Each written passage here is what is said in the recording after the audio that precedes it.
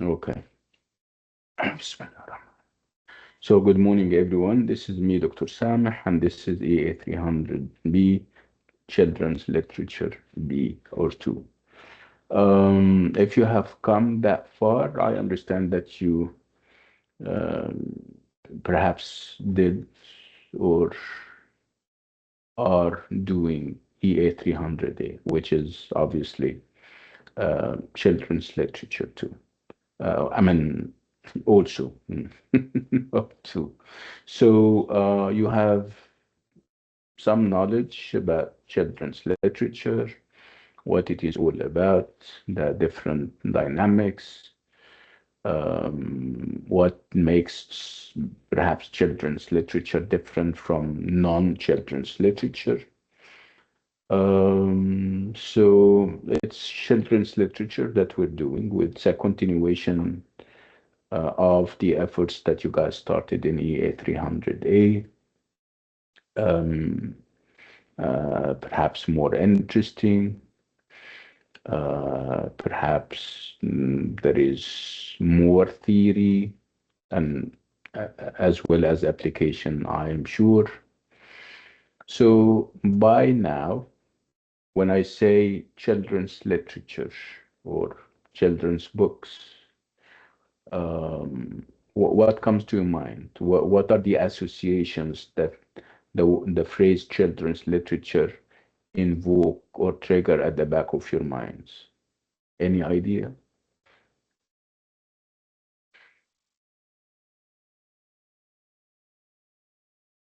Hello, doctor. Yeah. I haven't taken yet children literature part A, but I would say it's probably stories directed to a younger audience with certain propagandas or ideas that are influenced by the author. Yeah, that's a very good way of putting it, Savannah. I don't quite agree with everything you said. I mean, obviously you're using the word propaganda in a loose way, which is fine for our present purposes. But obviously there is more to, yani, to children's literature than just that. But you're doing an excellent job. Is it Sufana or Suvana? Va or fa? Fa. Fa, Thank you. Sufana, Yes. right? Yes. Okay, lovely name. Is it after something, someone? Yes, سفانة بنت حاتم الطائي رضي الله عنها. Radiallahu anhu. Yes. But does the name have any meaning behind it? Yes, it means pearls أو الريح التي تهب على وجه الأرض. Nice, nice. Very good. Okay, thank you, Sufana. Let's move to other people. Well, let's talk about the associations of children's literature. Like Sufana said, it's partly addressed to children, and this is perhaps a misconception because now it can also engage, people who are not children. I mean, young adults and adults because of the concerns. The concerns are never childish or infantile anymore. So anybody else? Children's literature, whatever that invokes, whatever that triggers, the associations of the phrase. Would I Okay, say probably like happily ever afters, more or less, yes. There is, yeah, there is, morals, moral yeah. and mostly positive atmospheres, I would say. Well, it should end. The closure is normally happy because you have Yes. forces of good winning over. This is archetypal, of course. And also the idea of initiation, the fact that you have somebody who starts off perhaps naive, immature, young, and through the trials and tribulations and through the metaphorical and physical journeys that he embarks on, and it's normally a he, not a she, unfortunately. He learns stuff. He gets hardened by life experiences, and when you see him at the end, he's obviously totally different, totally changed. totally reformed. And so you normally have this trajectory, people moving from perhaps adversity to prosperity, not the other way around, like we have seen in tragedies, for example. Nana, I think you were raising your hand, right? Was it Nana or Najwa? I don't remember. Yes, doctor. Yeah, go ahead, Nana. What comes to my mind, children's literature is like books or stories that are created children in order to entertain or educate or to engage young readers in general. Isn't that literature in general? Literature is about engaging. Otherwise, it wouldn't be literature. It's about educating and amusing and everything in between, right? I'm talking about what is unique about children's literature. So, do you think it's unique in a certain way or in a certain sense?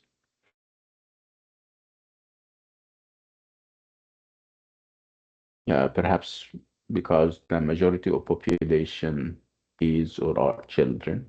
Yeah, that's a possibility. No, okay. Anybody else? I would like you to chill out and talk, Jamaa. It should be bi-directional. Me saying something and you reacting, you saying something and me reacting. It shouldn't go one way with me monopolizing the talk, saying everything. No, this is very dictatorial. This is very preachy, and I'm not a preacher. And this is not a pulpit, mind you, or make no mistake about it. Right? So it should be interactive. Stop me, ask questions, challenge what I'm saying, right? And I Doctor, think, could we say yeah, that they have elements of fantasy? Because a lot of the children literature usually has like characters of animals speaking or objects speaking. There's a certain magical element, we would say. absolutely. Fantasy is at the core of children's literature because children, يعني like مرفوع عنهم القلم, if you like. I mean, uh, they fly with their imagination, and you don't normally stop them and say, no, what you're saying is not true. What you're saying is fantasy. No, you don't. You just enjoy the ride, right? You listen to what they have to say, and you go with them wherever they go with their flights of the imagination. Yeah, absolutely. Children's literature is fantasy, and the imagination is at the core of the whole process. And this is exactly what we're seeing in especially the first novel that we're doing, which is Tom's Midnight Garden. It's all about a magical garden.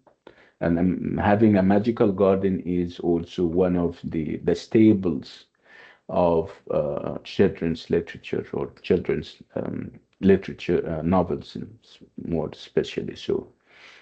So absolutely, imagination is at the core. Fantasy is very central to the whole experience, and you also have to, Doctor? as a reader, you have to suspend your disbelief. You need not discard this as non-realistic or that doesn't happen in actual life. See? Yeah, somebody was saying something. Nana? Yeah, go ahead, you know. Yes. We can also say language and tone used in children's literature are often I'm simple not and clear. sure listen, yeah, and I'm not sure I can hear you very properly. Your voice, fluctuates. It comes and goes. So you either Okay, come can you very hear me close now, to the doctor? mic. Yeah, and obviously your hands are shaking. I'm not, are you holding a mic or something? Well, that's yeah. Go ahead. Let's try. Is it clear? No. Oh. Okay, I'll tell you something. Why don't you go out and come back? Perhaps that would, yeah, kind of fix it. Yeah, that's okay. I Who say else? that the language it's used, it's more clear and easier. This is actually the popular belief that the language of children's literature is simple. Yeah, it can be simple, but not simplistic. No, not to the level of, you know, going down with the language. Sometimes even in some contexts, you have writers whose language is very, I would say, sophisticated, and they are children's literature writers. And when they ask them, they simply say, no, we don't talk down to the children, and we want to elevate the children with us. We need them to understand the deeper meaning of things. So again, you have a point there, yeah, Najwa. The language can be simple, but never simplistic, I promise you. Yeah. Doctor, in regarding what I said about propaganda, maybe in the not so old literature aspect, there wasn't really much of a propaganda. We're trying to install different ideas into children, but at the current times, there are certain propagandas that are trying to be implemented into children, especially regarding sexuality in the Western society. I wouldn't call it propaganda, yes, Sufan. I would call it education. You're educating them, you're raising their awareness about something, right?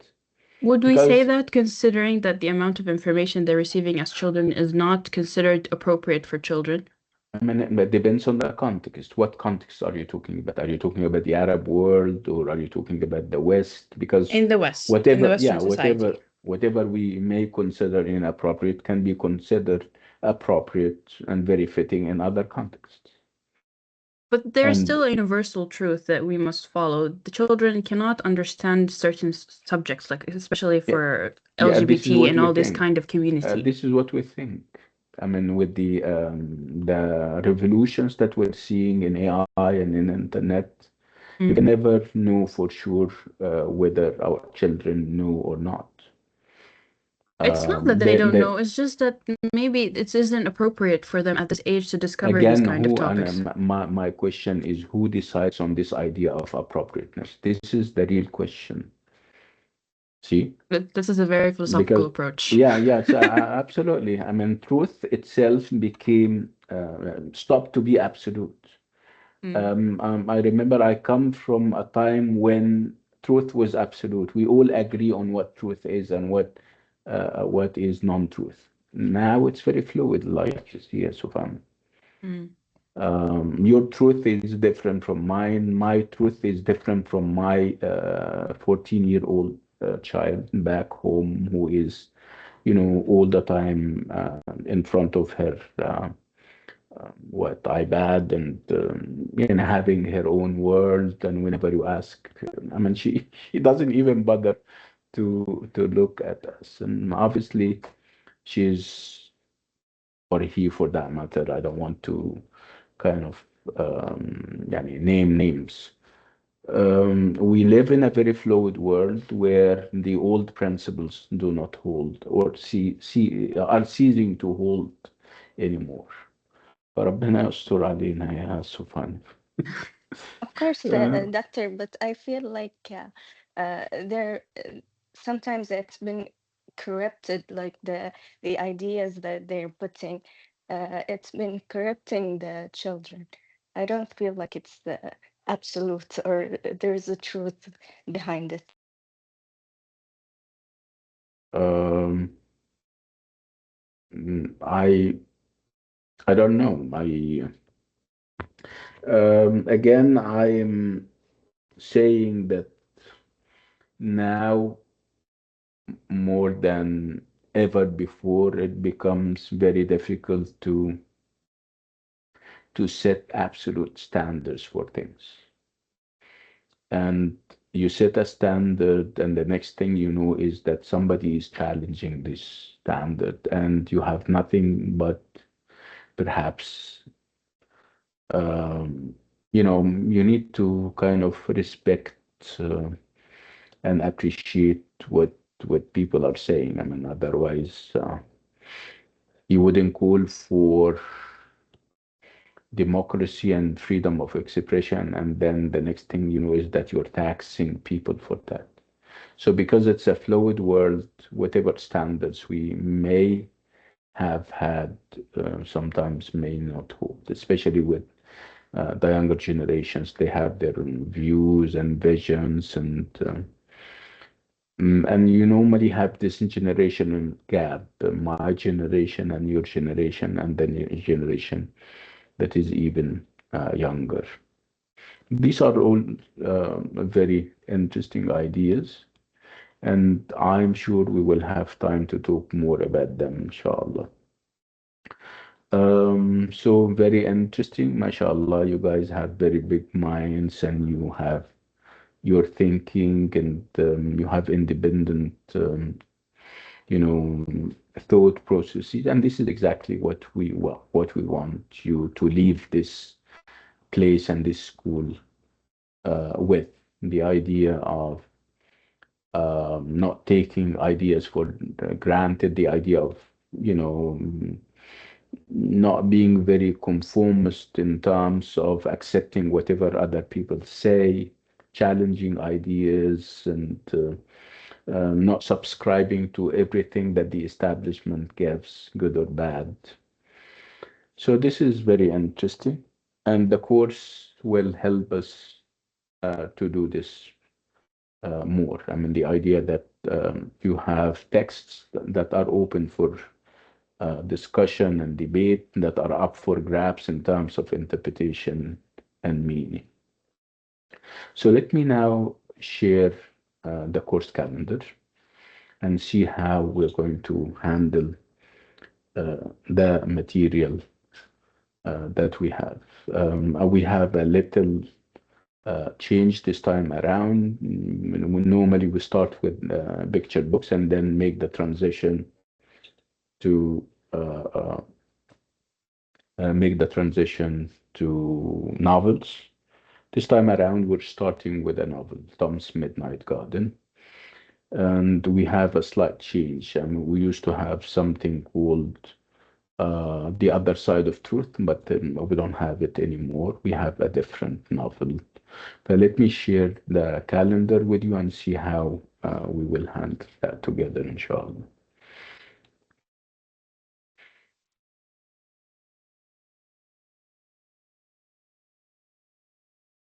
So this is the course calendar, and I'm sharing it. Can you see that? Yes, we can see your Yes. screen. Nice. Okay.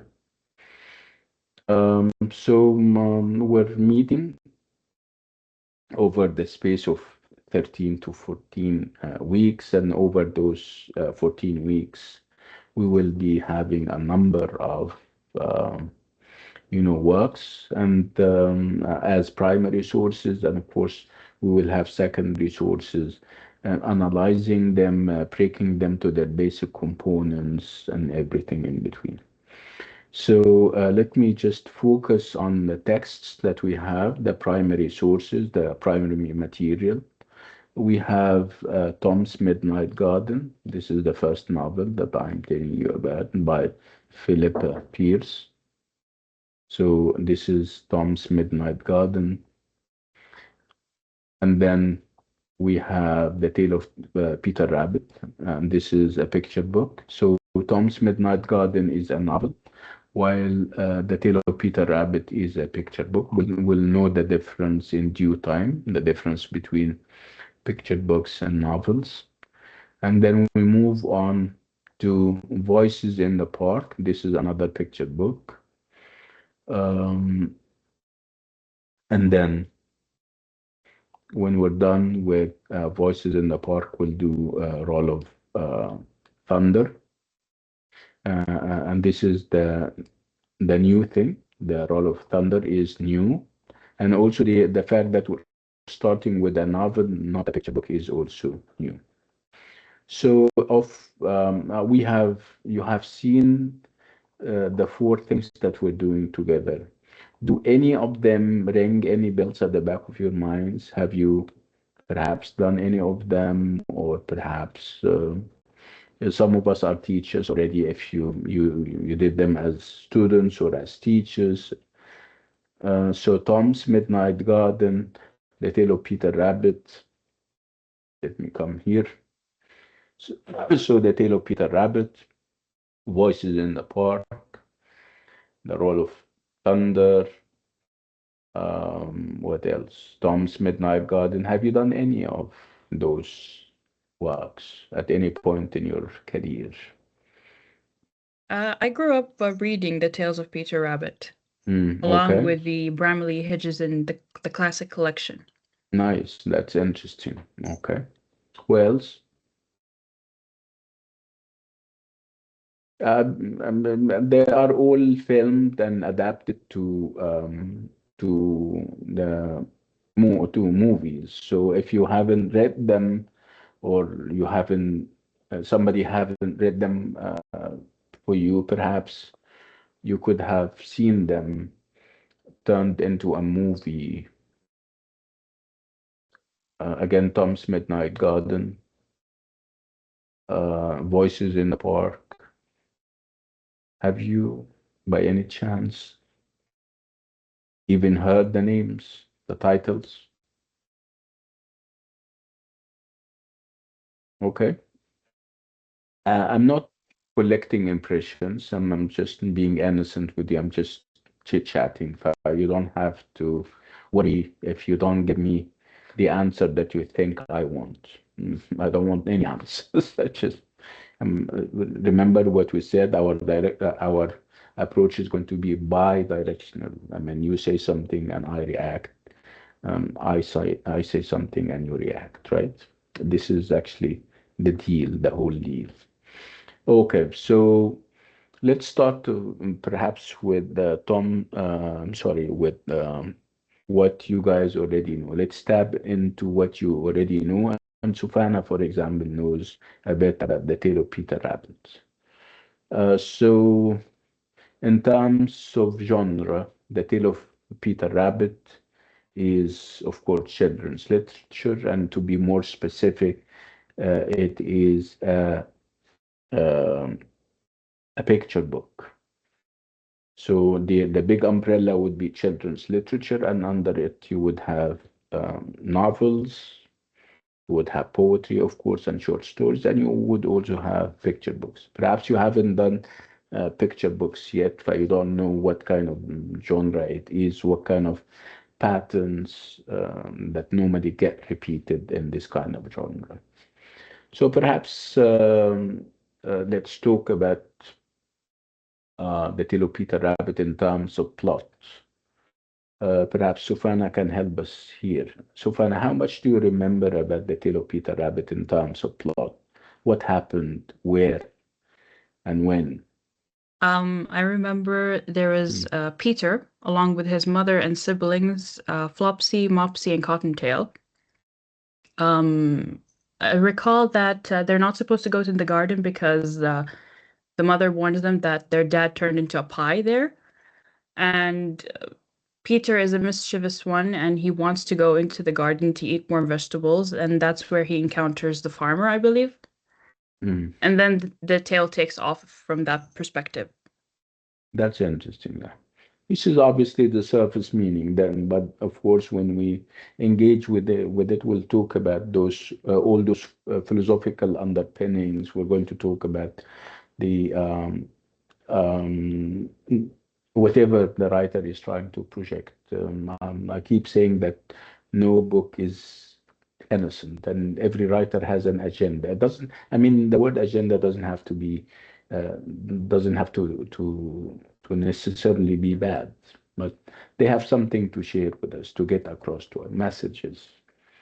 So the Tale of Peter Rabbit is about just that, the idea of messaging, what kind of messages the writer is trying to get across to us, and whether he is addressing children or perhaps me and you and everybody else. Okay. Like I said, these are all primary sources, and by now I think you know the difference between a primary source and a secondary source. So if I say The Tale of Peter Rabbit, this is a primary source. If I say Tom's Midnight Garden, this is another primary source. The Roll of Thunder is a third one. And of course, Voices in the Park is a fourth one. These are primary sources. This is the original material. And we're going to first of all start with every and each one of them. And then we go to the secondary sources or the critical material. And of course, the critical material is meant to, or perhaps you use them, you yourself, to verify your intuitions about things. You read the primary source, you let it sink in, you try to understand it, and you come up with your own ideas. And then later you perhaps need validation that whatever you thought of is correct or near correct. So you go to the secondary sources to back your ideas up, to receive the validation that you are looking for, and perhaps a dash extra, because secondary sources can also give you knowledge and information that you never thought of.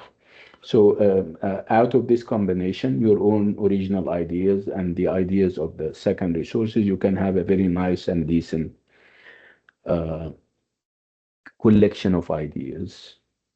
And this is all translatable into solid essays that you yourself write.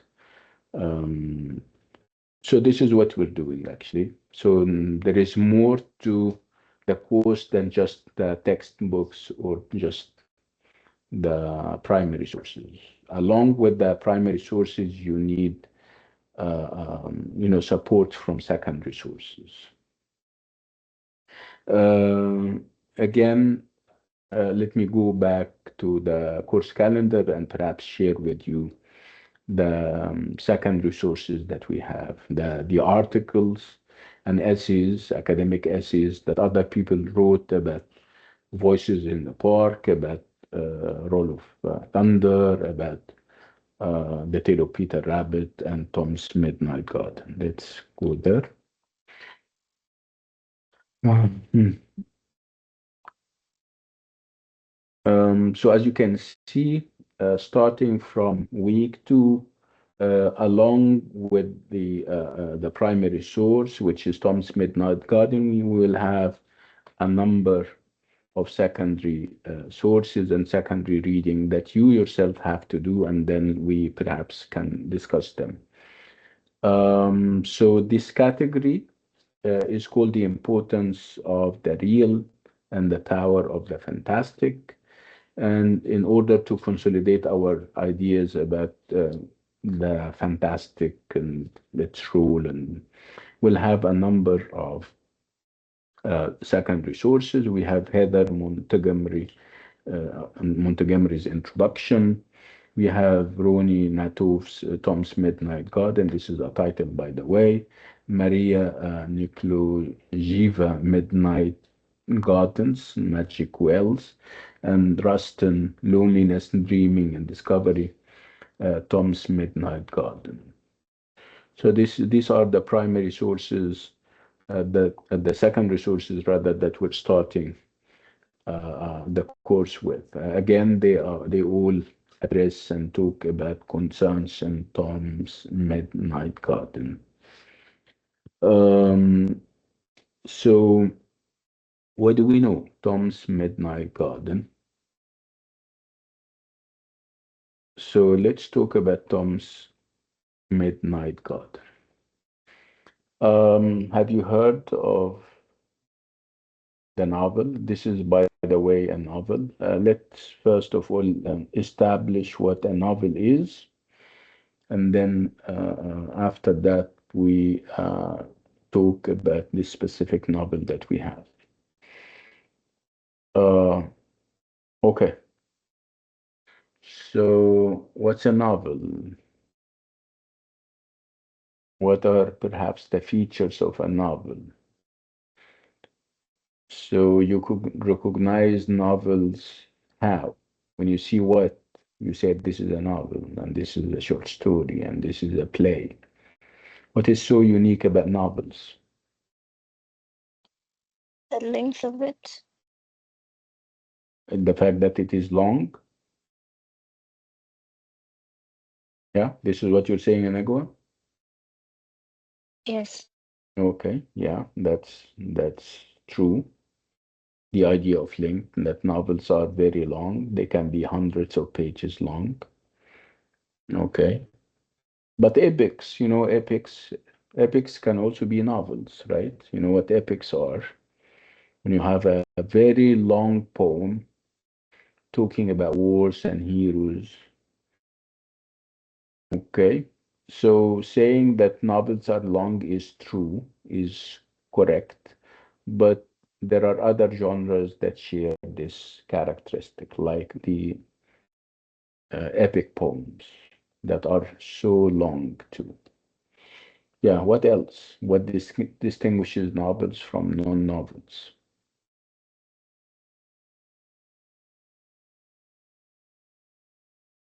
Hmm.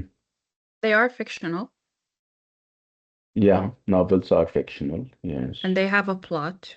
They go from the rising tension to the climax and resolution, but that's also something that we find in other works. Yeah, and short stories, for example, and other narratives. So They the do have idea of characters and narration, settings. yes, yeah, very good. I mean, yeah, when you were saying this, it came to me, this idea of narrative. This is Yes. also a distinguishing feature, the fact that you're telling a story, right? Um, Characters, plot. Usually novels may have more complex plots than Mm, short stories where there's just one main aspect that they focus on. yes, yes.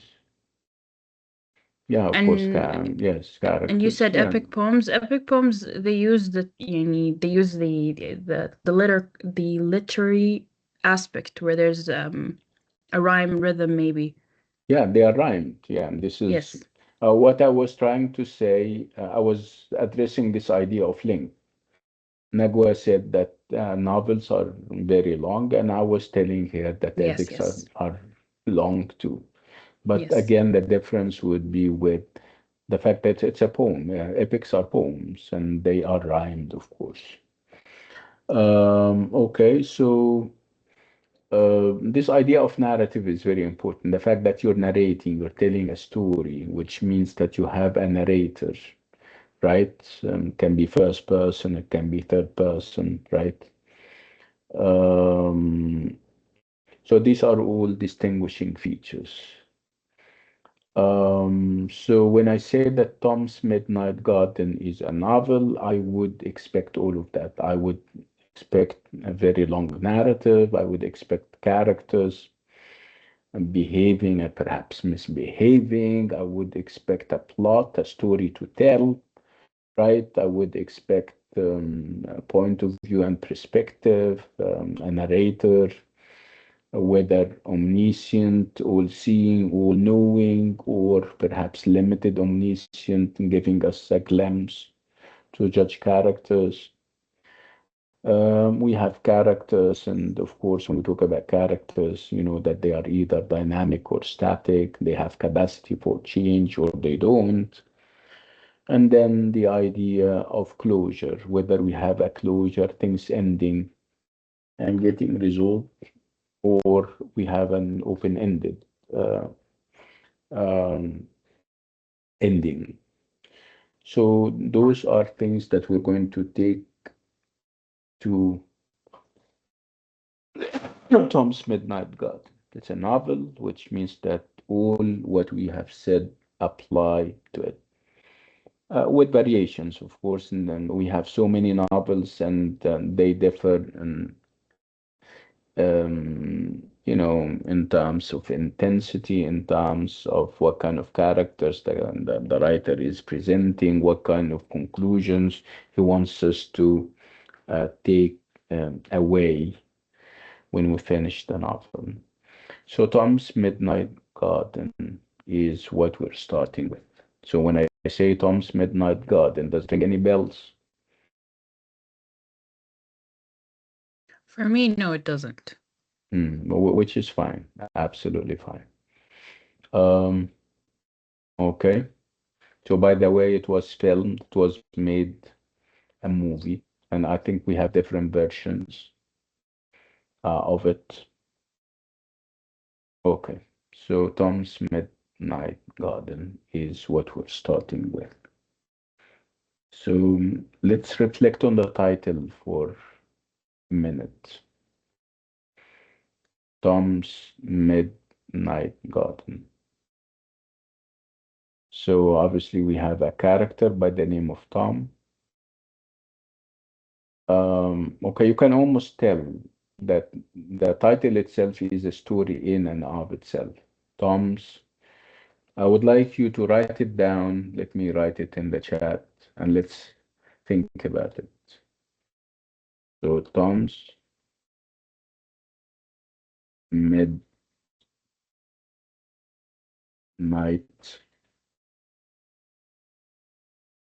Garden.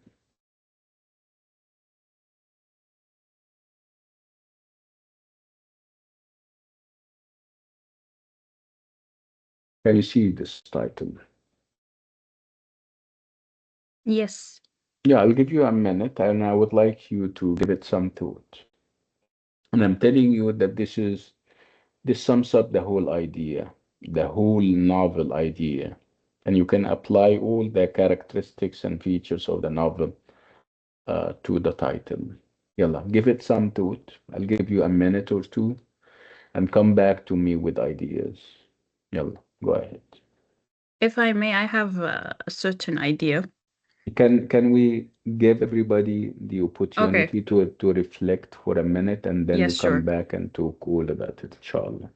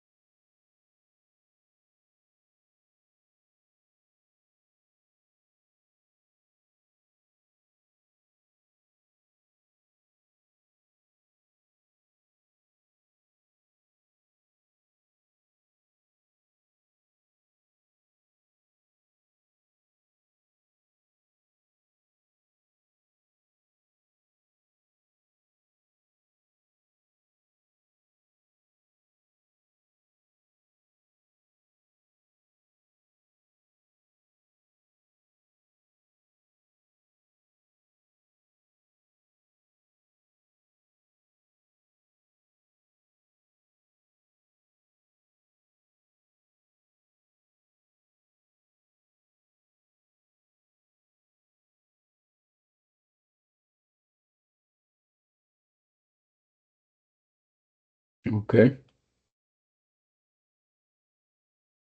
well, let's talk about it. Let's unpack the title. And obviously, titles are not there haphazardly or randomly, right? So, of course, you know that titles are very significant and they have a bearing on what happens inside the novel that whose um, title they bear. Okay, Dana, go ahead. Um, Maybe Tom's Midnight Garden. It talks. It's a fictional story. Maybe or a novel. That that talks about a garden that only exists in a boy's head and Mm. imagination. Yeah, that's good. Yeah, these are, I mean, these are ideas that you got inspired through through the title. Yeah. Yes. Yes, Nice. Doctor. Yeah. Okay, that's interesting. Sufana? Yes, so regarding the name, I would say that it's probably character driven, it's personal. It's going to be regarding Tom. He is the main aspect of the story. For the midnight part, usually in classic literature, it's usually a transition phase, I would say, like reading in Cinderella, reading Peter Pan. I recently read Dracula.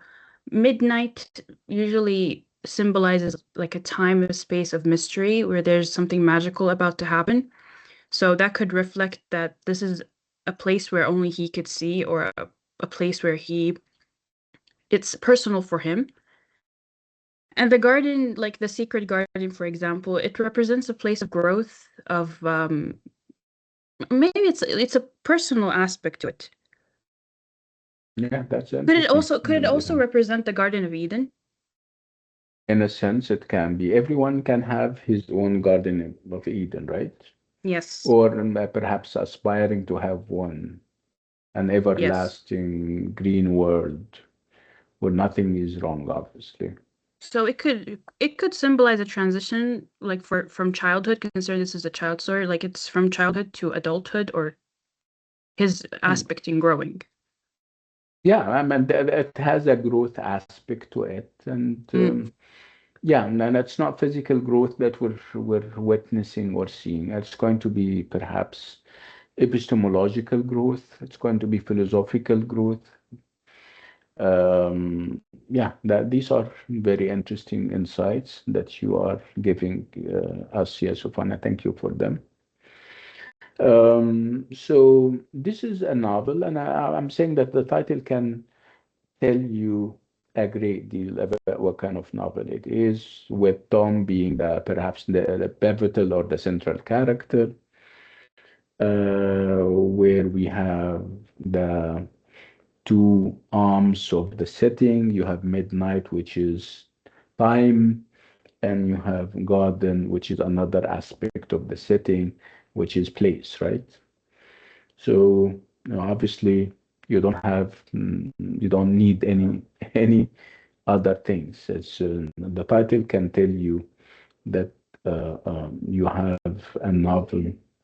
Um, yeah, go ahead, Nagwat.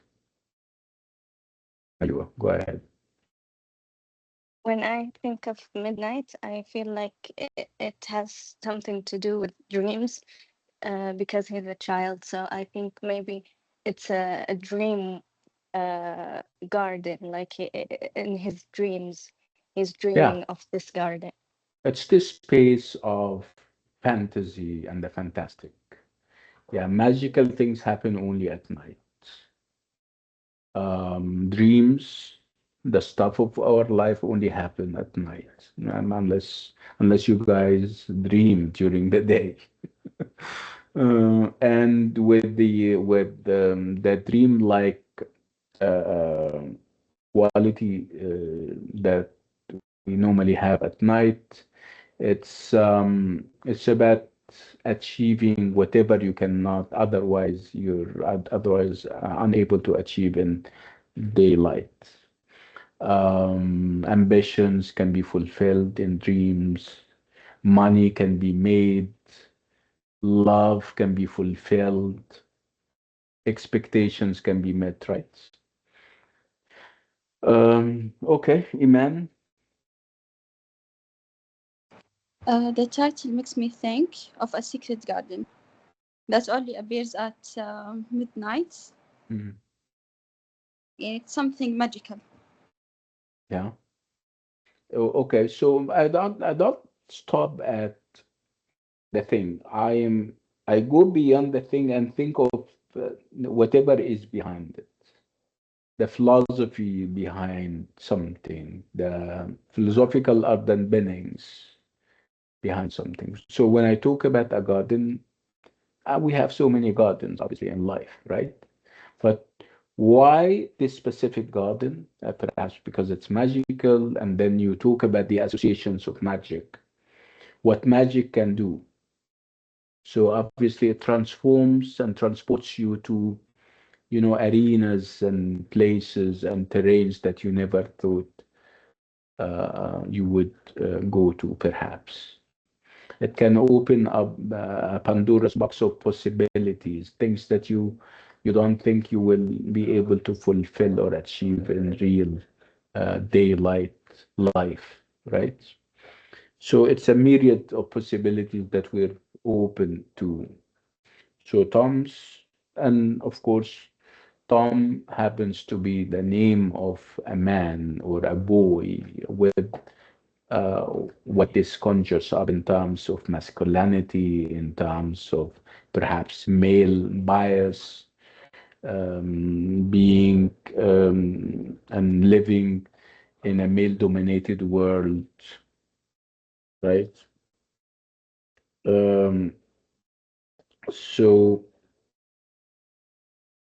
some of the ideas that we can glean from the title point to the traditions of children's literature, and some of them are perhaps new.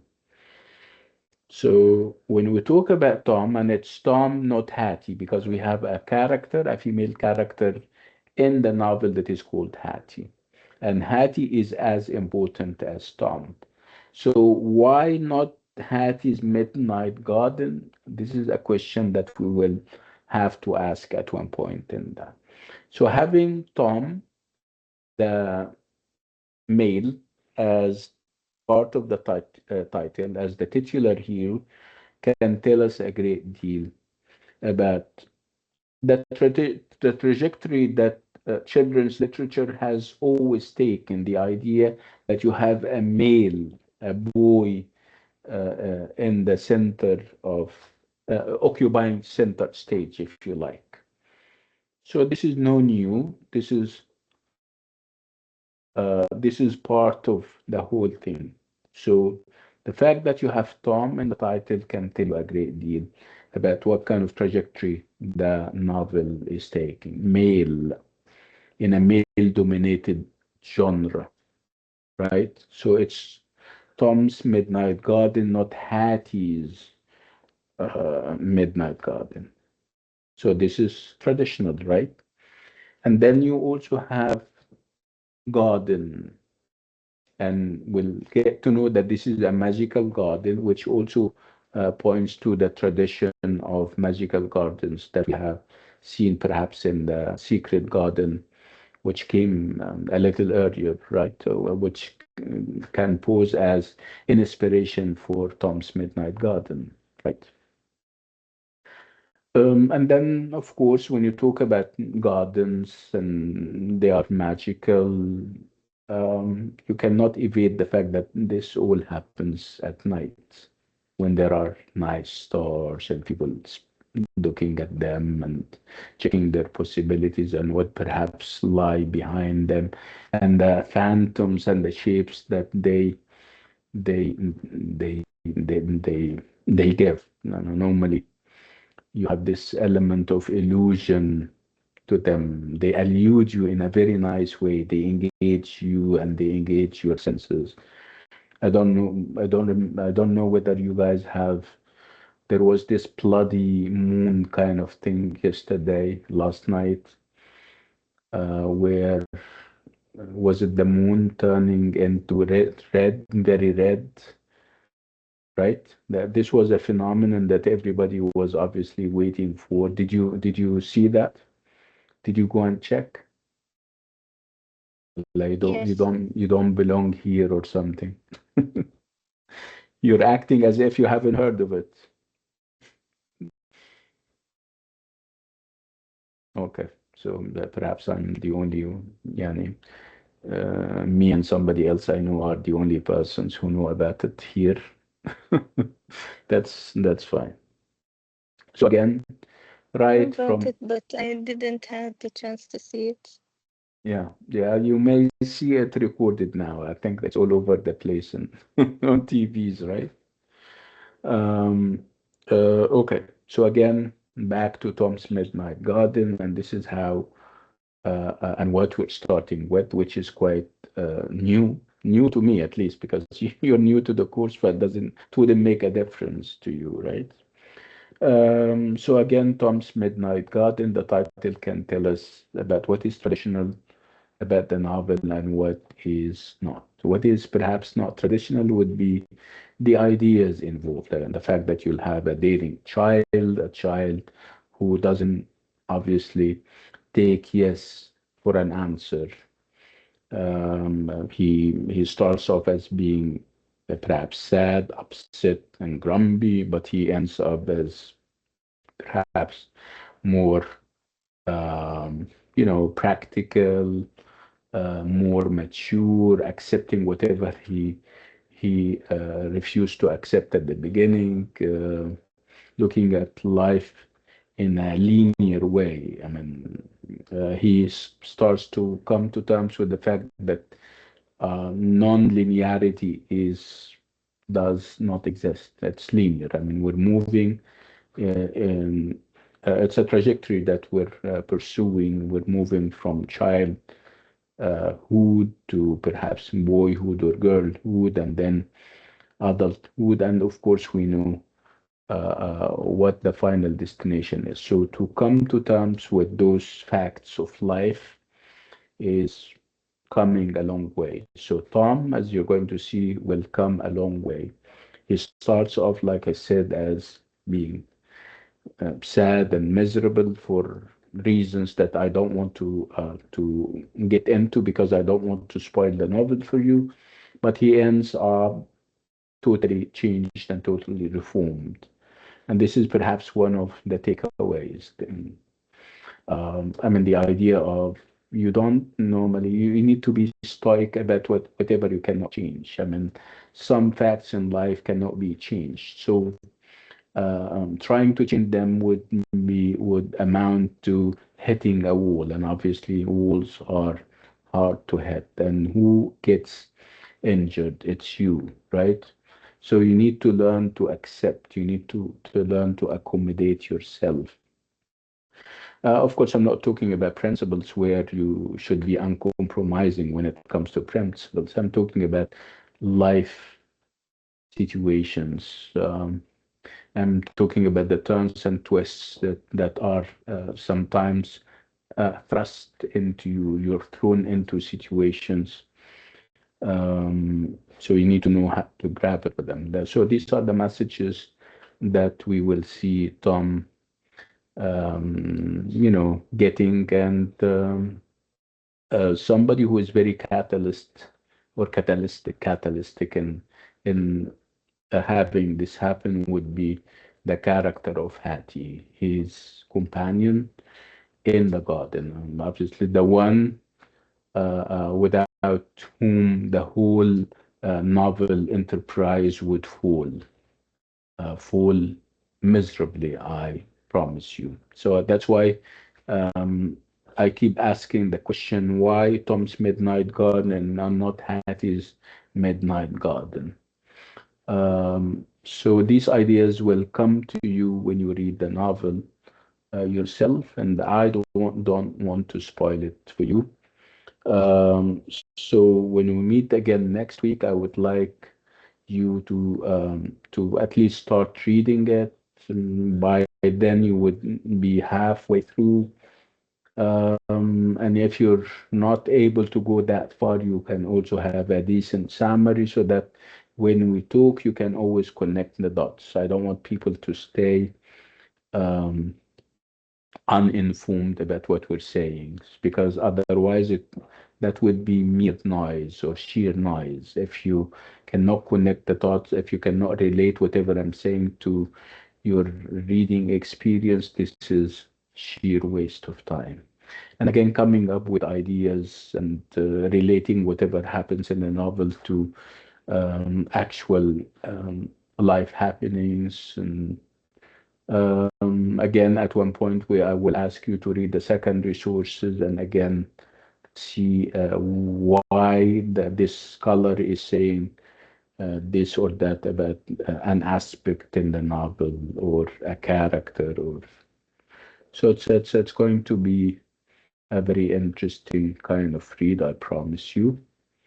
Now let's have a 10-minute break, and when we come back, we can talk more about the novel and what we have ahead. Yalla, I'll see you in 10 minutes, inshallah.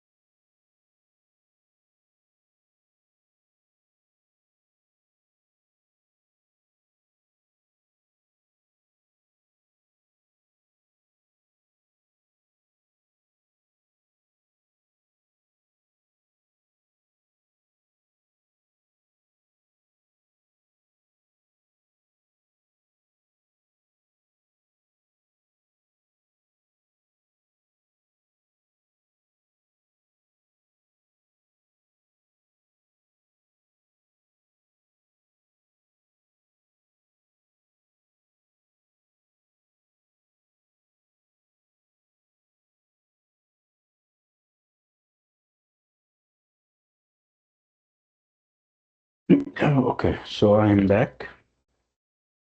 Are we all back? Can I ask you to raise your hands?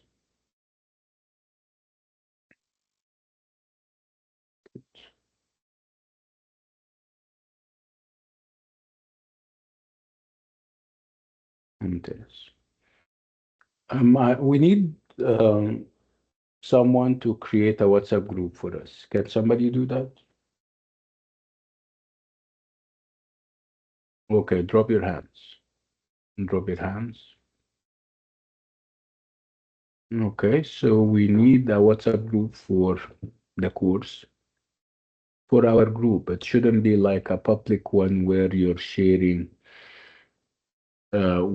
part of perhaps something larger. No, I want us to have our exclusive group.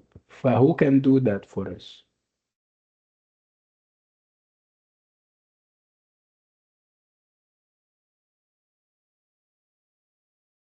No one?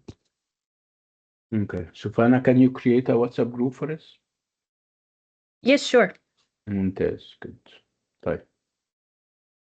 Okay, so we'll give you a couple of minutes to create one and so that you can leave the link for us. How about that in the chat area? Of course. Okay. Thank you, Sufana. Okay, so it's Tom's Midnight Garden, everyone. A very lovely narrative, I promise you. Um, and I leave it there. I'm not going to talk more about Tom's Midnight Garden today so that I don't spoil it for you. I want you to read it for yourself, to enjoy and savor it. And I'll switch gears and move to picture books because picture books is perhaps new to us. So novels we know, novels we have read over the years, and novels we have seen in Tom's Midnight Garden. What is perhaps new to us is the idea of picture books. Sufana has created a WhatsApp group. I would like you to all to press the link and get yourself uh, kind of subscribe to this WhatsApp group. And I'll do the same thing when the time is right. So again, I'm talking about picture books and what picture books are and how different they are from non-picture books. So when I say that The Tale of Peter Rabbit is a picture book, I am saying that it's not a novel per se. It's a picture book where, if you compare it to Tom's Midnight Garden, you will not see many pictures in Tom's Midnight Garden. Picture books are about this combination of text and pictures. Pictures are perhaps for the first time are given prominence, sometimes even more prominence than the text itself. So this is what is unique and characteristic about picture books, the fact that you give equal importance and equal weight and value to the picture because the picture can tell you things that the text may stand or stay silent on. So The Tale of Peter Rabbit is a picture book, and it's a very excellent example of what picture books are. We also have Voices in the Park, which is another picture book. Again, when you read picture books, you need to give equal importance to the picture um, because they can help you fill the gaps, close the gaps that you may find in the text. The text doesn't say everything. And like they say, a picture is worth 100 or perhaps 1,000 words. Again, when it comes to picture books and when it comes to images and pictures, you will have stylistic differences. One writer may, um, and not a writer, I mean, here we're having like somebody who draws the the characters, and you have and the other elements in the picture book, and you have the writer of the text. Sometimes they are the both of them are one. We can have a writer who also is talented in drawing, and he or she can produce both the text and the pictures. Again, pictures are given prominence, and sometimes they take precedence over the text. Um, so because it it has such importance, and they have such primacy, picture books now have codes, um, codes that you need to unlock as a reader. And of course, we always unlock codes when it comes to the text, looking for meaning, figuring out what exactly the writer wants to say. Okay, but we're taking it to the next level this time around, and we're also unlocking um, the secrets of pictures. We're cracking their codes. So even pictures have codes, and you need to crack those codes. Um, and there are now handbooks that can help us do just that, and will introduce you to a scholar who specializes in, you know, kind of introducing us to those codes. Um, so let me give you a sense of what those codes are. Again, we're focusing on the pictures and what they mean. So obviously, when you approach a picture for the first time, it's only the surface meaning that you are going to get. But obviously, pictures are more symbolic than that. They have layers of deep meaning that you need to delve deep into and engage with. Of course, color stands out. Color is the foremost code in pictures, and even when we use certain colors, even in text, we say red, and we associate red with things. When we say yellow, we associate it with something else. So colors are very significant in pictures, and they can give you different meanings. This is a code that you need to crack. Um, you know how characters are drawn, whether they are drawn small or big, gigantic, that can also mean something. Characters facing each other or perhaps turning uh, their back on each other pictorially can also mean something.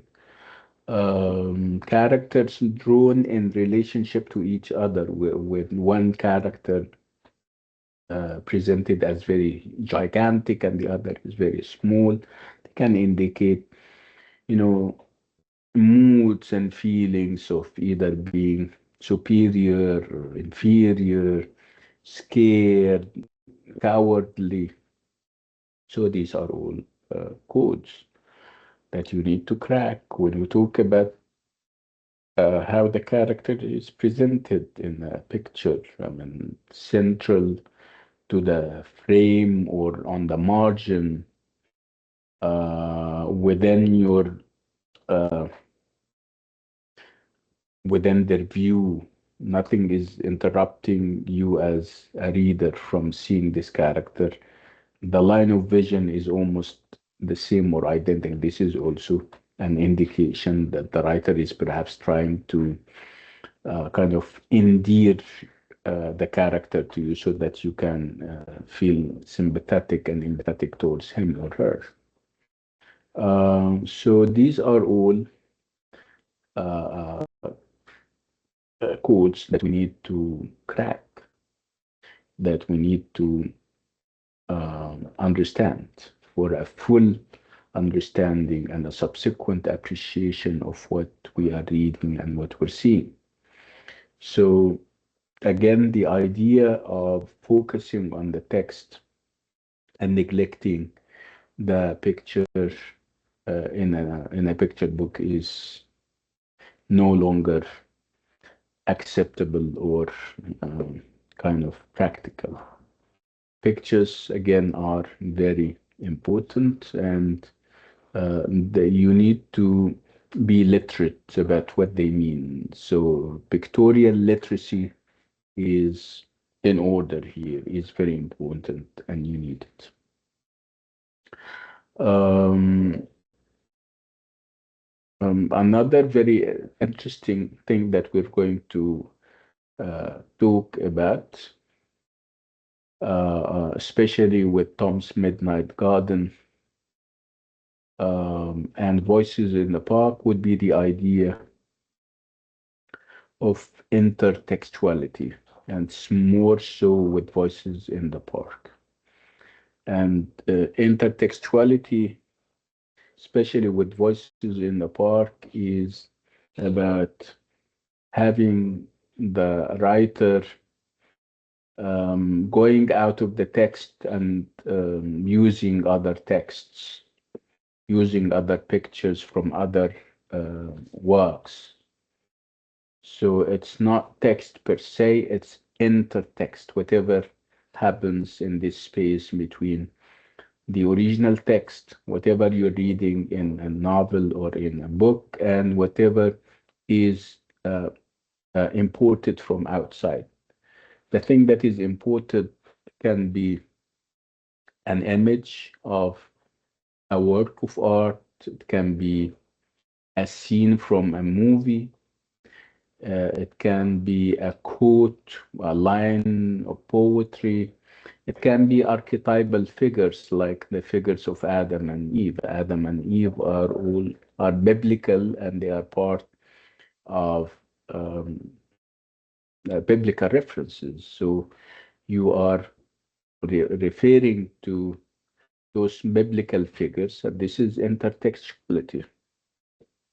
So intertextuality is something that we need to engage in. It's a code that you also need to crack. Sometimes you feel that you don't understand why we're having this. They, of course, they give value, they give prominence, they give even dignity to the work that you're reading. That can make it even more valuable.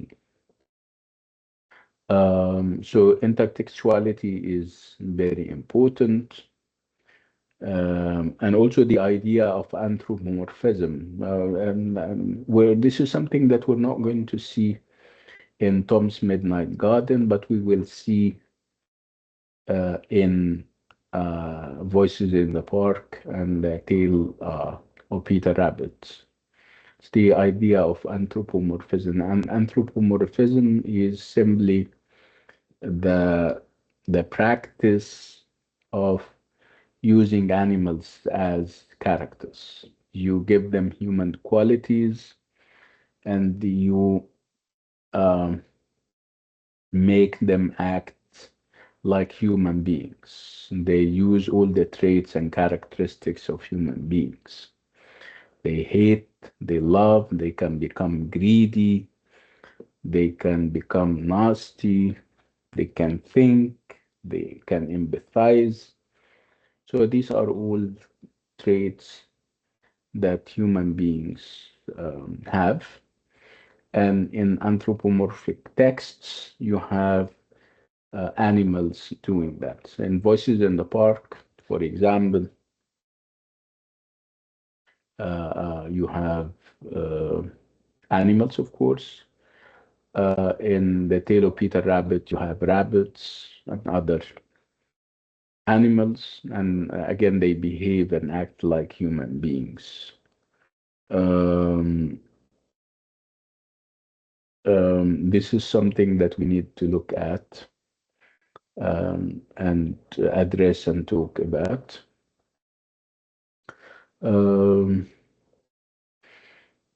Along with other stuff, um, hopefully, when the time is right, we can discuss all of that. But what I want you to do for next time is I want you to read uh, Tom's Midnight Garden. And if you think you can not finish by the time we meet next week, I would like you to read a decent and a good summary. I'll share the text in the book with you. So that you can read it, inshallah. And I'll stop on this note. There's only this time, and next time, inshallah, we'll stay more because we will have more to share and talk about. Um, Again, I also happen to have, um, I don't know whether this is the right time or not. I have this YouTube channel that has all the material from the previous semester, all the recordings. So I don't want to spoil it for you now. I would like you to have genuine readings. I don't want you to be influenced by whatever I said in the previous classes about Tom and Hattie and the novel. So let's keep it until we have done the reading ourselves. Um, so you have the last word. If you have any ideas, any concerns, come to the mic and let's talk about them.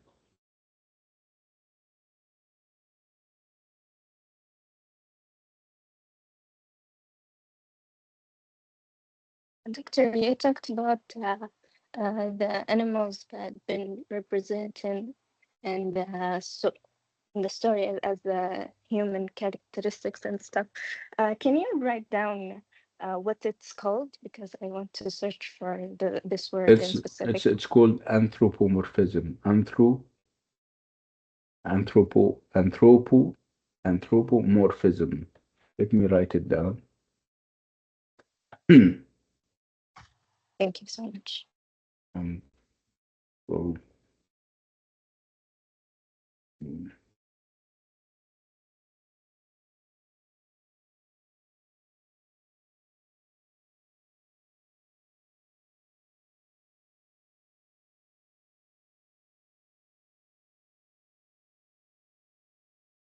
okay. Thank you. You're welcome. Any other ideas before we call it a day? Doctor, what would you recommend us if we want to achieve a high score in this course? What would you recommend us to do? To attend on a regular basis, to interact with us, to study the material and to study the secondary sources and to try to kind of write things that perhaps I can see and assess. I'm open to that. If after you finish a novel, for example, and after you have assimilated the material and processed it, if you write something and you want me to see and give advice, I don't mind at all. Okay. When it comes to the exams and writing essays, would you like it to be elaborate or straight to the point?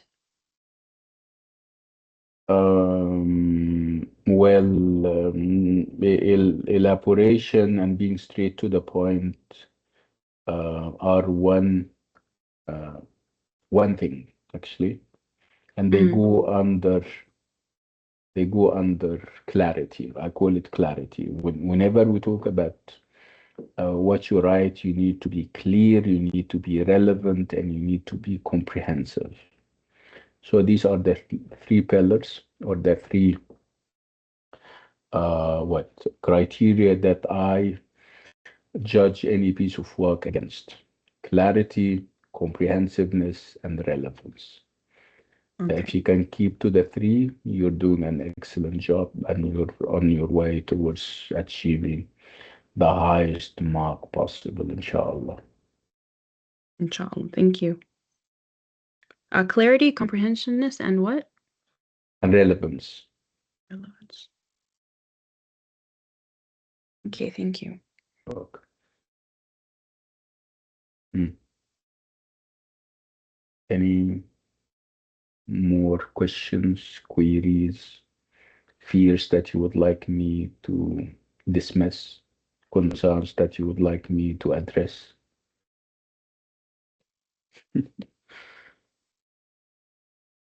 For me, no, thank you. Okay. Can I know where you're from, where you're based? I'm based in Jeddah. How about everybody else? Lama Hassan? Yes, Yeah. Where are you based? Are you in Riyadh, Jeddah, in Dammam? Riyadh. In Riyadh. Okay, Lama. Thank you. Budur? Thank Okay. Budur doesn't know where she is from. Ahoud? Doctor, did you say Budur? Yeah, I said Budur. Where I'm are in you? Jeddah. Okay, Budur. Thank you. Ahoud? Okay. Sufana, I know that you are in Riyadh, right? Yes, I'm born in Jeddah and now I live in Riyadh. Nice. Okay, Nada Dosari. In Riyadh. Okay, Nada. Najwa. Riyadh. Riyadh. Okay. Noura Al-Shimesi. Iman. Iman Riyadh. Riyadh I'm is in Riyadh. is this your You name or and Riyadh. the name of the city? My father's name. So your father's name is Riyadh and you also live in Riyadh, right? Yes, and he is also in Riyadh. يلا ربنا I'm so excited, doctor, to take this course with you. I heard about a lot about you. But me, I'm very scary, by the way. I'm sure lots of people. Okay, thank you يا إيمان. ربنا يوفقك إن شاء الله. نانا. Riyadh. رياض. Okay. منى حسن.